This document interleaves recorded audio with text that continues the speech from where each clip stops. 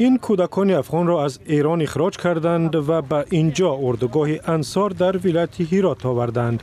کودکان افغان را قاچاقبران برای انتقال مواد مخدر و یا احتمالاً فروش اعضای بدنشان به ایران بردند. حکومت ایران کودکان را به مقامات افغانستان سپرد.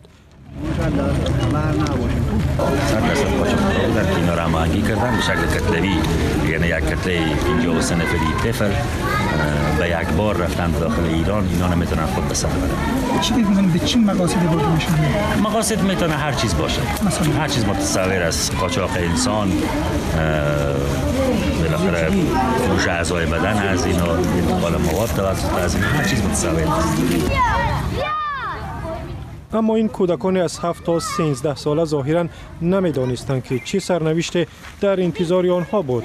همه 53 کودک از ناحیه گلران ولایت هرات هستند. میگویند با خواهش خود و برای کار به ایران رفته بودند.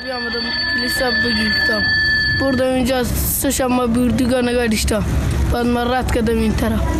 خود ما برفتم لامارس، از این میخواد که مثلا رش مار بگیره مار چیشام رو واسه برد به تپاسکا برد تا خفتن نمیشه بده چیشام بس کردیم تو کلاممون پای بعد از مار بیاد بیا خونه و یاری خونه خیلی خوب تبدیل 30 تا بالا نورامت ما میرفتیم به ایران نسیم که تیر شده پلیس ایران بیامد مار بگرفته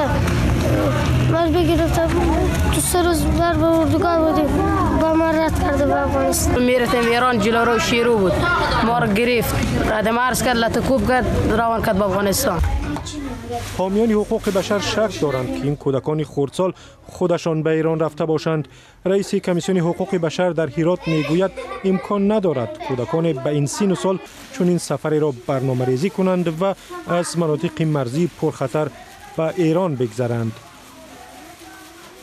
اینا قاچاقبرای انسان هستن که این اطفال میبرن. پدر مادرها با اعضای فامیل یک جا نرفتن. اینا فقط اطفال هستن که اگر شما اون مصاحبه بکنید میگه که فامیل به افغانستان زندگی میکنه، میگه که پدر مادر ما به افغانستان زندگی میکنه.